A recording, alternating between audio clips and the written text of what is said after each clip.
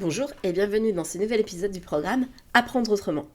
Aujourd'hui, nous allons parler de la prise de notes et des alternatives possibles pour les élèves qui ont des difficultés avec l'écriture. Ces difficultés peuvent être liées à la dyspraxie, à la dysgraphie ou à la lenteur d'exécution, la surcharge cognitive que représente le fait d'écouter, comprendre et écrire en même temps. Écrire tout en écoutant et en traitant les formations demande une coordination complexe. Pour beaucoup d'entre nous, cela représente une surcharge qui empêche de réellement suivre le cours.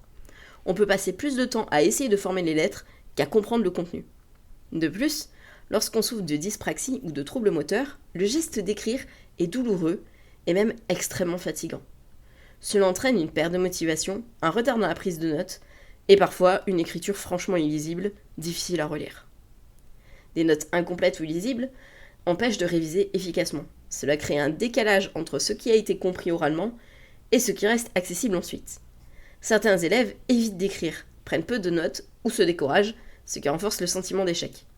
De plus, dans un système scolaire qui valorise encore beaucoup l'écrit, ces difficultés peuvent entraîner des remarques injustes ou des sanctions, alors qu'elles sont liées à un fonctionnement neurologique spécifique et à un handicap. La première solution, c'est de proposer des supports prêts à compléter. Plutôt que de recopier tout un cours, l'élève peut compléter des mots-clés, des schémas ou des tableaux à trous, ce qui réduit la charge motrice et permet de se concentrer sur le fond. Ensuite, l'utilisation du clavier est une excellente alternative. Taper est souvent plus fluide que d'écrire à la main.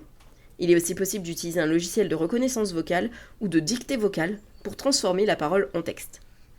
Enfin, certains élèves préfèrent enregistrer les cours audio avec l'accord de l'enseignant pour pouvoir profiter de la réécoute par la suite à leur rythme. Il est aussi possible de prendre des notes sous forme de cartes mentales, plus visuelles et synthétiques, ou de créer des fiches à partir de ressources partagées. D'ailleurs, dans le Donjon du Savoir, on est en train de créer un pack de fiches pour expliquer aux élèves comment mieux résoudre ce genre de problème. La prise de notes ne devrait jamais être un frein à l'apprentissage.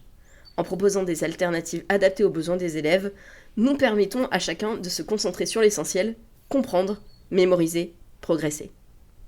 Si vous faites partie des 2% qui ont suivi cet épisode jusqu'à la fin, un grand merci. Dites-moi en commentaire, quelle stratégie de prise de notes ou quelles alternatives utilisez-vous déjà ? Dans le prochain épisode, nous parlerons de l'usage des cartes mentales pour faciliter la mémorisation et la structuration des idées. Activez toutes les notifications pour ne rien manquer, et à demain.